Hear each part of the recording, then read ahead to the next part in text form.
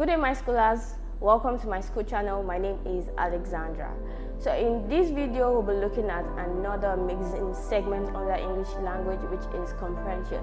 And so we'll be exploring various concepts under the English comprehension, which will include reading. We'll look at things and keywords. We'll also look at main ideas.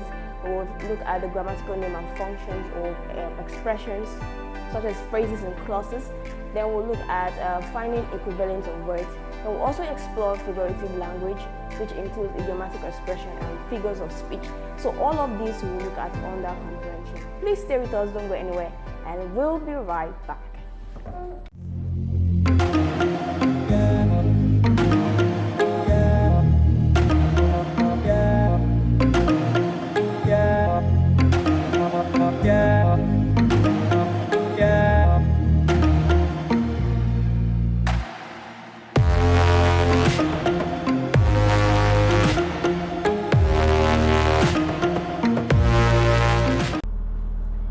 Welcome back to my school channel. So today's topic is comprehension, and we have subtopics under them which we'll be treating.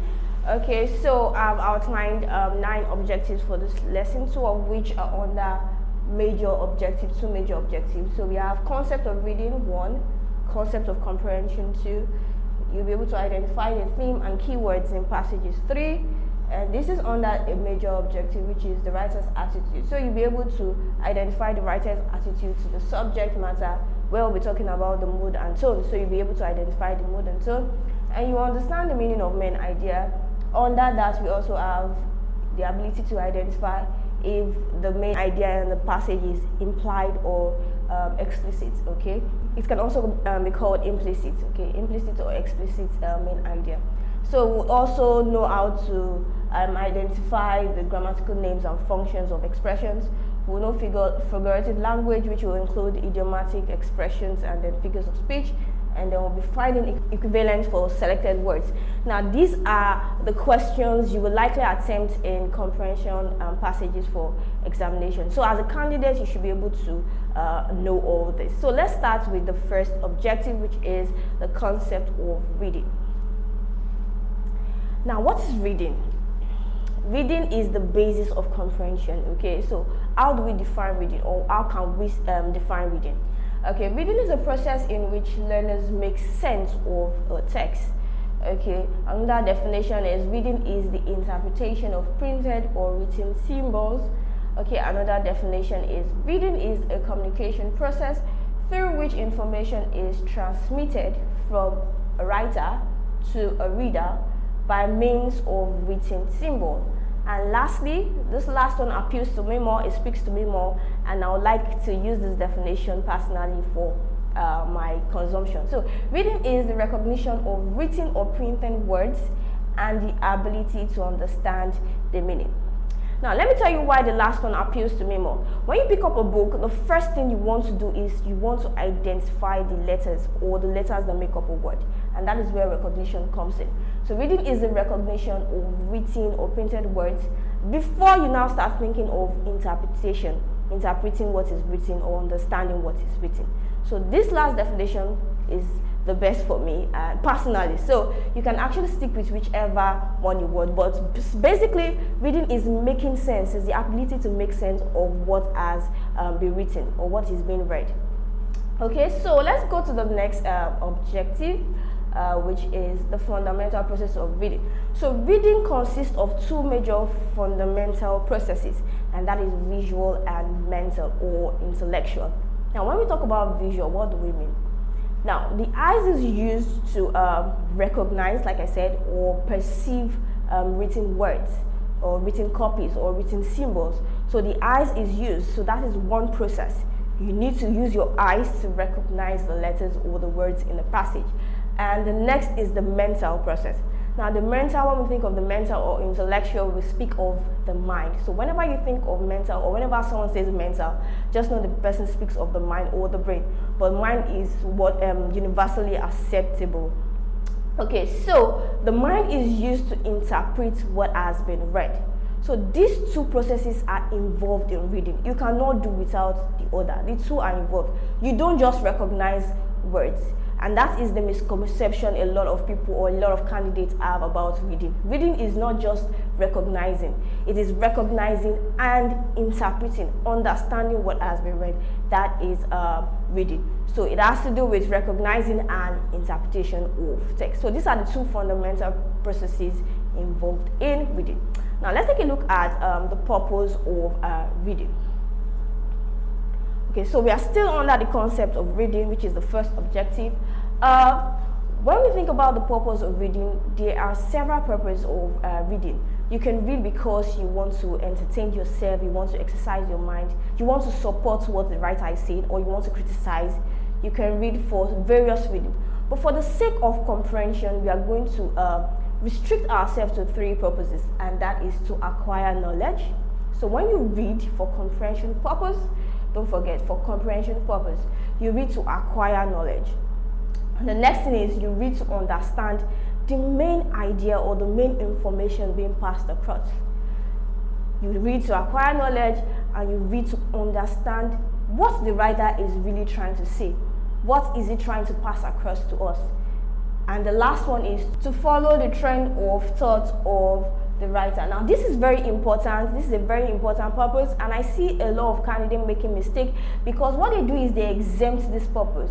And what you have to do in comprehension is to follow the trend of thought of the writer.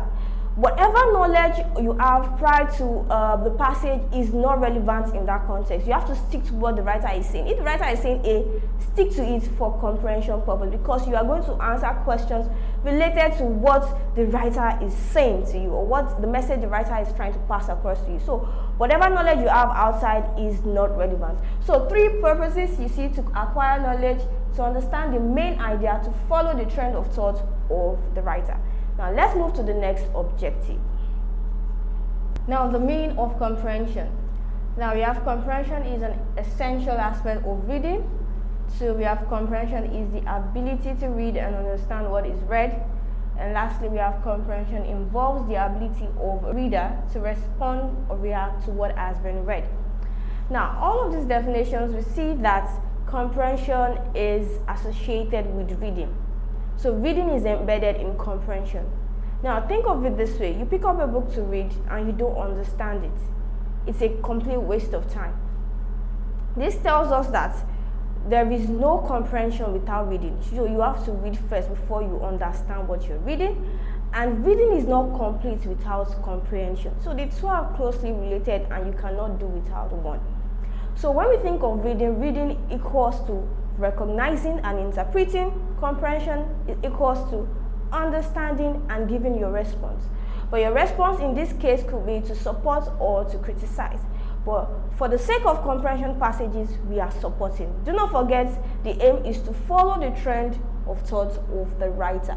Now let's move next to the another aspect of comprehension. So now we have levels of comprehensions. There are various levels to comprehending a passage, okay? Some have one, some have two, some have all the four, okay? So we want to go through them and understand which one do we have in particular and which one do we have to improve ourselves on. Everything is important. The first is very, very important for comprehension, but all is important for a general approach to reading generally, okay? So the first one is the literal reading. Now, reading the lines. Literal reading means reading the lines. And what does this mean? Now, a reader in this level will read to get the surface meaning of what has been read. So the reader does not have deeper meaning of what has been read. It's just the surface meaning of what has been read. Now, the next one is inferential reading. Now, reading between the lines. Now, reading between the lines, in this stage, the reader goes beyond the surface meaning, has a deeper understanding of what has been read, has a deeper interpretation of what has been read. Now, let me give you an example to explain the first and the second level. For example, I say Miss Alexandra wore her dress hurriedly and dragged herself out of the house. Okay, Miss Alexandra wore her dress hurriedly and dragged herself out of the house. Now, for a literal reader, the person just sees drag herself out of the house as moving out of the house. Okay, the person will not have the deeper meaning of dragging yourself out, which is you feel a certain way about a certain situation. So you are moving yourself for a certain reason because you feel a certain way, and that will be because you are tired, you're exhausted, or you're not happy that you are leaving your house. So an inferential reader has the knowledge of a deeper meaning of the words he reads, but for the literal readers, they don't see beyond the lines. They don't have a deeper understanding or interpretation of what has been read. For example, another is he kicked the bucket. We know that for inferential readers, they know that, okay, it means death, the person died. But for literal reader, we just think of someone kicking the bucket literally. Okay, so this is the difference between literal readers and inferential readers. The next is critical/evaluation reading, and this is reading beyond the lines. Now this goes beyond surface and deep meaning. Okay, a reader who has a critical or evaluation skill will read to support, that is, give instances to justify what has been read, or give instances to criticize what has been read. Okay, so this person is supporting or criticizing and giving more examples to justify whatever his stance is.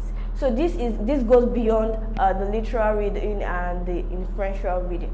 And the last one is creative reading, which is self-explanatory. This entails the ability of a reader to apply the knowledge gained from reading to solve problems. So you are applying what you've read to solve life problems, or to solve problems generally. Okay, so these are the levels of comprehension. So ask yourself, which one do I have? Which one am I lacking? And let's move forward from there. Now, what are the skills needed for comprehension? What are the skills needed to achieve all of these levels? Let's take a look at it. So you need logical ability, which appeals to reasoning. You need the ability to infer, which is to make conclusion or to deduce. From what I've read, okay, this is the conclusion. This is the summary of what I've read. Okay, this is what I've learned from the writer. Okay, analytical ability, you can analyze, you can break things down. Okay, reading speed, you need to be able to read fast. Do not forget, I mentioned that reading does not only imply recognition of words, interpretation of words also imply. So when you are reading fast, you can interpret fast and you can recognize words fast. So note that. Then vocabulary power, when you see words, check for the meaning. If you don't know them, check for the meaning, and this way you improve your vocabulary. Okay, so all of these skills are essential for you to attain all of the levels of comprehension. Okay, so we'll move to the last concept under comprehension, which is strategy to solve comprehension passage. So all of this is to enhance us with the skill of solving comprehension passages. And how do we tackle comprehension passages?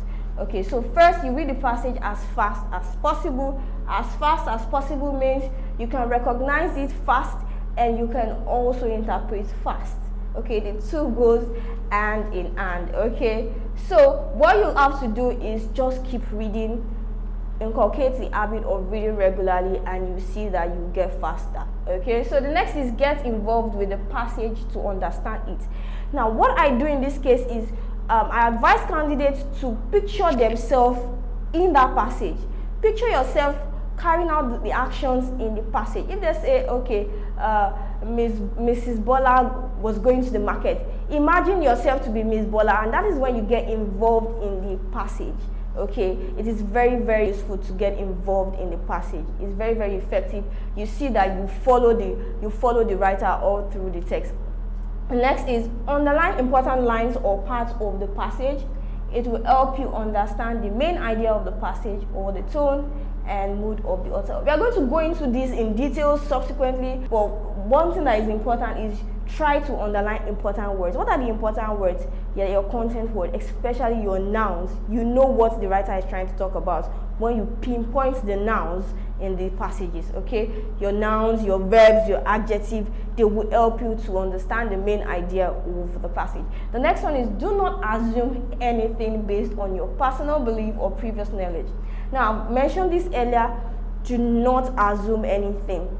Your previous knowledge is not relevant to the passage, so you have to stick to the trend of thought of the writer all through. Candidates make mistake with this, and that is why they fail most of the time. They think about their knowledge before and they try to use it to solve the question, which is completely different from what the writer is talking about entirely. So please stick to what the writer is saying, stick to his point of view, and you make headway. Then the next one is look back at the paragraph when in doubt. Now when you read a paragraph, that is why it is important to get the main idea in every paragraph, in each paragraph.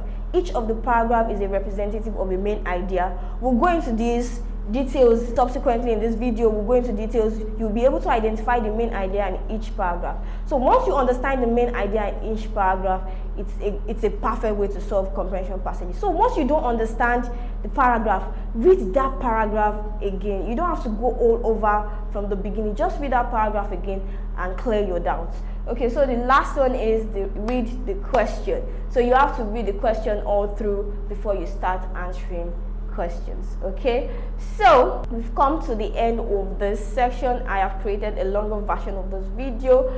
Please subscribe to it. All you need to do is you click on the link in the description below, which takes you to my school website.